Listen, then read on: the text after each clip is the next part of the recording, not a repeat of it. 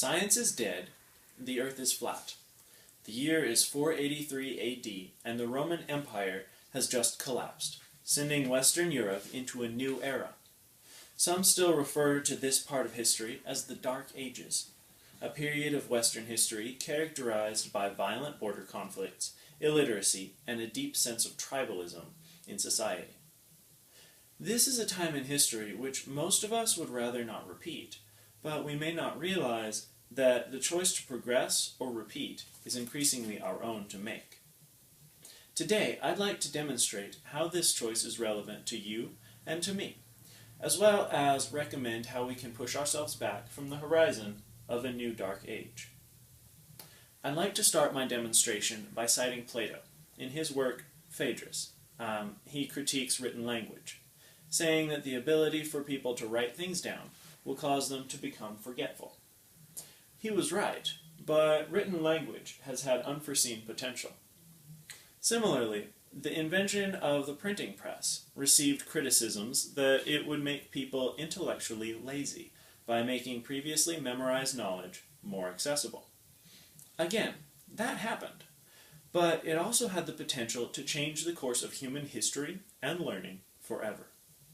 But then, on January 1st, 1983, a new innovation was born, the Internet. And 25 years later, Nicholas Carr wrote an article for The Atlantic entitled, "Is Google Making Us Stupid?" In his article, Carr critiques the Internet for not only making people forgetful and intellectually lazy, but also for changing the way people view themselves and shortening their attention spans, including his own. Like critics of new media before him, Mr. Carr seems to be correct about the Internet. Internet use can be harmful. In a contrasting article, however, Mark McGuinness suggests that the Internet's effects might not be so bad. He compares skimming articles to reading poetry, and suggests meditation and engaging in activities to repair damaged attention spans. But is this all we really need?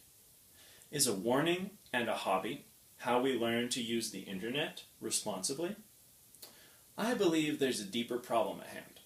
A problem that, like other critics of new media before him, Nicholas Carr did not foresee. I believe the enemy of human progress in the 21st century is Internet-induced tribalism.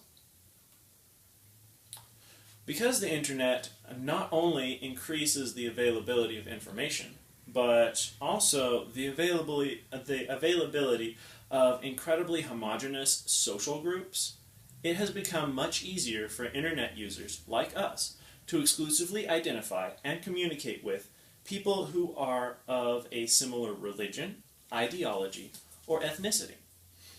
And that has begun to shape the attitude of Internet users into an us versus them mentality. Internet users are becoming increasingly tribalistic. Now, this may not seem like a huge problem, or it may not even seem true at all, but there's evidence for it in the real world. Remember the violent border conflicts after the collapse of the Roman Empire? These were the deadly acts of tribes of people previously organized into Roman territories who were vying for power over each other. These tribal motives have re-emerged in recent events, with varying degrees of violence, at the hands of people like Elliot Rodger and Professor Eric Clanton. And there is no telling how far this pattern will continue. If left unchecked, the tribalism that the Internet encourages may claim even more lives, and could even topple nations. This mustn't happen if we do not wish to repeat history. So, what can you and I do about it? I believe that the way to combat this dangerous attitude caused by the Internet is with the opposite of the tactics it encourages. I believe that it is very important to not only make an effort to remove tribalism from your own life by practicing mindfulness and respectfully engaging with and listening to other people,